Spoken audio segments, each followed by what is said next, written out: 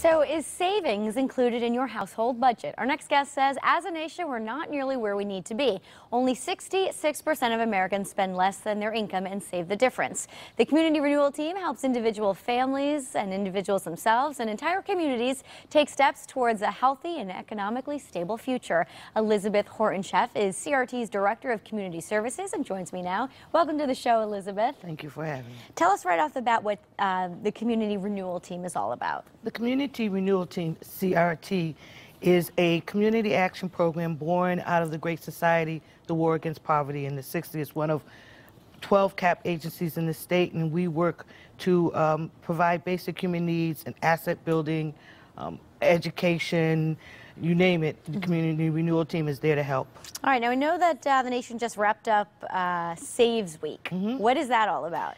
America Saves Week is a national promotion to bring attention to the fact that Americans need to save more. Not only to save more for retirement and long-term savings, but for things of short-term nature like Christmas and birthdays and car repairs and just little things that pop up in your budget that you really don't plan for. So there's a big lack of savings going on. Correct. Some statistics here, fewer than 50% of Americans say they could have a savings plan with specific goals. That's alarming. That is. And what else can you tell us about the numbers of people not saving?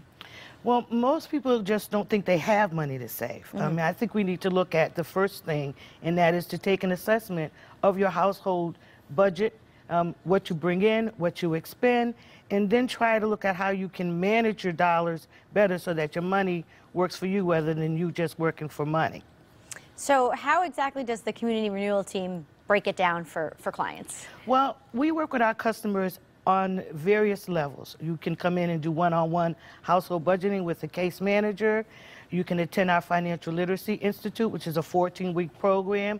We have numerous workshops on budgeting, financial fitness. You can just participate in various ways, and all that information is on our website. All right, and I suppose if you wouldn't mind giving us some simple ways people can start.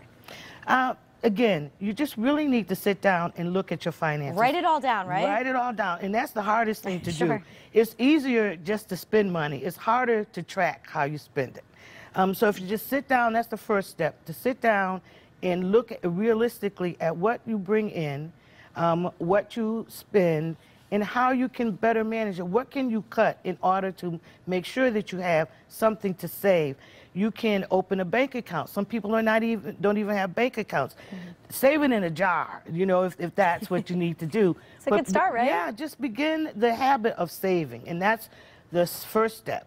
Okay, let's talk about those workshops that you said. You have 3 of them coming up, open to the public. First one, March 12th. And that one is talking about earning $2 for every dollar you save? That's our IDA program. It's the Individual Development Account Program.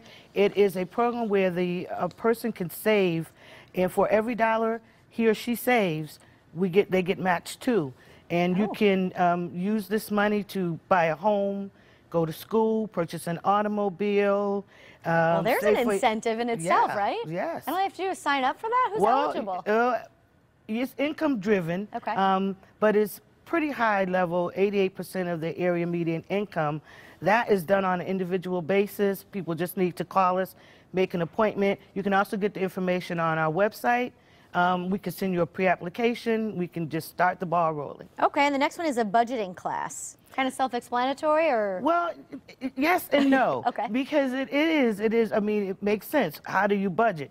Well, you put down, again, what you bring in against what you expend. But in the budgeting class, we take a look at things that you may forget that you spend. For instance, that cup of coffee that you buy every day. That's a good point. That could add up. Oh, yes, it does. That lunch that you buy every day. So those kinds of things we tend not to factor into our spending patterns. In the end of the month, they cost you a lot of money. It's true. All right, and lastly, you have the financial fitness class.